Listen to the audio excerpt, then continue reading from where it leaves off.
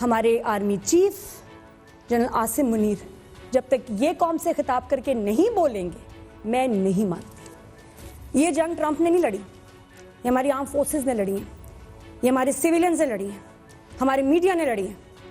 जी जी, आप ठीक कह रही हैं नादिया साहिबा, आप दुरुस्त कह रही हैं, लेकिन पाकिस्तान की हुकूमत ने कह दिया ना। I will wait. पाकिस्तान की हुकूमत ने ऑफिशियली कह दिया। I will still वो नादिया कहना चाह रही है action speaks louder than words. इस वक्त सिर्फ अल्फाज हैं ये। सॉरी, मैं नहीं मानती जब तक ISPR की तरफ से नहीं स्टेटमेंट आती, जब तक वो बयान नहीं देते, वो आके कौम से खिताब करके मैं सुन नहीं लेती। इन पिछले दिनों हमने इतना झूठ सुना है, इतना झूठ देखा है।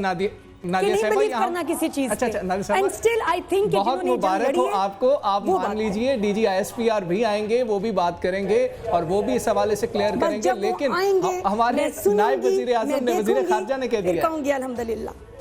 नहीं, यहाँ पर बड़ा सीरियस, बिल्कुल ये सीरियस मामला है। देखें, एक डोनाल्ड ट्रंप की ट्वीट इसमें आ गई है अमेरिका की तरफ से, और पहले मीडिएट कराने की कोशिश की जा रही थी। चलें जी, आप ज़ुहैब साहब चलें। सर, वजीर आजम शहबाज शरीफ ने भी कह दिया, वजीर आजम शहबाज शरीफ ने भी कह दिया। मैं यही कह रहा हूं, मैं आप मुझे बात तो करने दें, बात तो करने दें। पाकिस्तानी हुकूमत की तरफ से ये कंफर्मेशन आ गई है, इस पे मजीद बात करने से कोई मतलब कंफ्यूजन इसमें फैलेगी। पाकिस्तानी हुकूमत ने कंफर्म कर दिया है, डोनाल्ड ट्रंप ने ट्वीट की थी। इशू क्या है? नादिया एक फौजी की बेटी है, एक एयरफोर्स के विंग कमांडर की वाइफ है, और इनके अंदर जो पेट्रियाटिक जज्बा है वो उस लेवल का है कि मैं नहीं समझता कि शायद मेरे अंदर हो। मैं तारीफ करना चाहूँगा इनके जज्बे की और सलाम भी पेश करूँगा जिस तरीके से इन्होंने इस 365 के प्लेटफॉर्म से पूरी पाकिस्तानी एंटरटेनमेंट इंडस्ट्री को थोड़ा होश दिलाया, झंझोड़ा।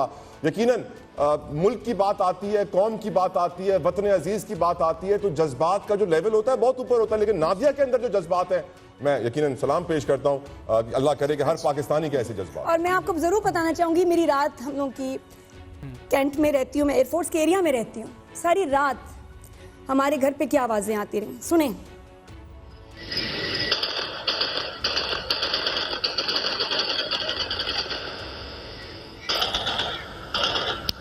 जी।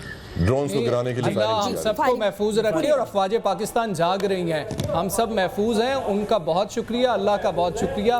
और जिस तरह से हमने जवाब दिया है, अफवाज पाकिस्तान ने जवाब दिया, उन्होंने कहा था कि पूरी दुनिया देखेगी, इंडियन मीडिया को बताने की जरूरत नहीं पड़ेगी, तो वो पूरी दुनिया ने देखा है। खालसा साहब, हम आपका भी शुक्रिया अदा करेंगे, तमाम सिख बरादरी का भी शुक्रिया अदा करेंगे कि आप हमारे साथ खड़े रहे। आप कह रहे थे कि ऐसी 3 रातां तो नहीं सोए, सर तुसी सौ जाओ, पाक फौज जाग रही है सर।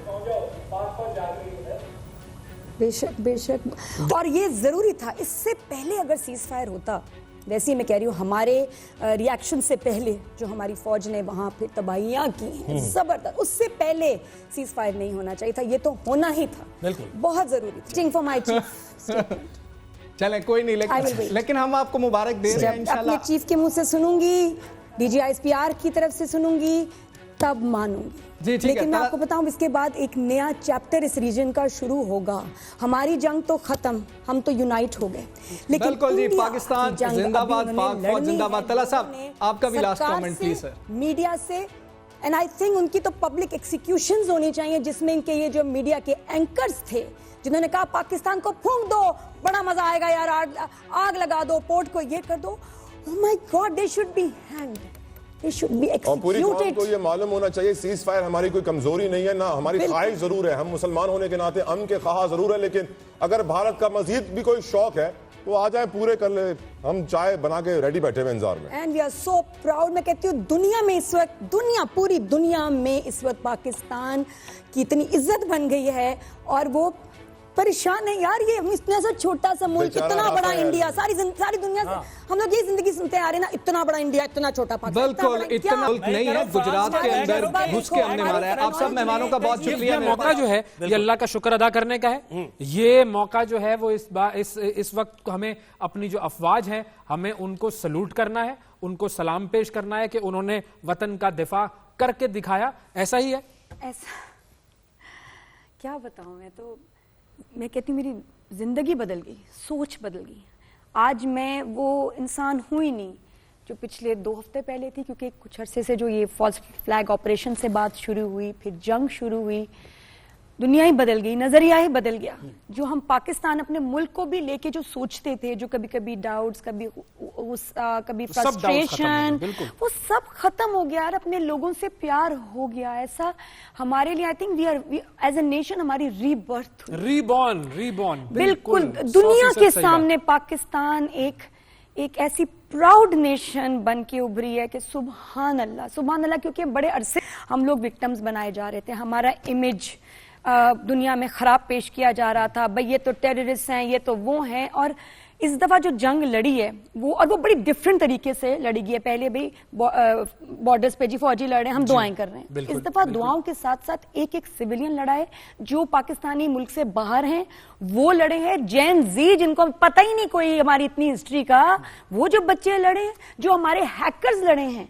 हैकर्स हमारे तो उन्होंने तो बर्बाद कर दिया भाई। वहां का 70% बिजली का निजाम हैक कर लिया आपने, वहां की जो मेन वेबसाइट्स हैं वो हैक कर ली। इससे ज्यादा आप उनसे और क्या एक्सपेक्ट करते हैं? सब कुछ तो टेक्नोलॉजी में हम सलाम है सबको। हम कितने टेक्नोलॉजी में एडवांस है हमें नहीं पता था। अच्छा, अब हमें देखिए बिल्कुल आगे की हिकमत अमली क्या हो सकती है। अभी फौज ने तो अपना काम कर दिया और अवाम ने फौज का भरपूर तरीके से साथ दिया है, लेकिन अब सिफारती तौर पर हम अपने मामला को, क्योंकि देखिए पेंडिंग में बहुत से मामला हैं। इंडस वाटर ट्रीटी का मामला बड़ा पेंडिंग में है, भारत की दरअंदाजी का मामला पेंडिंग में है। सीज फायर होने का मतलब ये थोड़ी है कि भारत दरअंदाजी छोड़ देगा, वो तो उसका नेटवर्क एक काम कर रहा है। और इसके साथ साथ वो जो मीडिया की वॉर है वो भी वो लड़े जा रहा है। तो बहुत सारे देरीना मामला है भाई। मीडिया उनका रो रहा है, आपने भी मॉनिटर किया, मैं तो अभी देख रहा हूं। अच्छा, अभी क्या कह रहे हैं मीडिया, अब क्या बोल रहा है भाई? रो रहा है। एक तो उन्होंने जो प्रेस टॉक करनी थी उनके फौजियों ने, वो लेट हुई। अब जाहिर है उन्होंने कोई कहानी तो बनानी होगी कि अब हमें क्या बात करनी है, क्या कहना है। उनके मीडिया वाले रो रहे हैं, वो कह रहे हैं भाई हम अपने घर जाते हैं तो हमारे बच्चे हमसे कहते हैं क्या जवाब तुम झूठे हो। हम अपनी औलादों को क्या जवाब दें, अपनी नस्लों को, अपने लोगों को क्या जवाब दें? उनका मीडिया इस वक्त एक ऐसा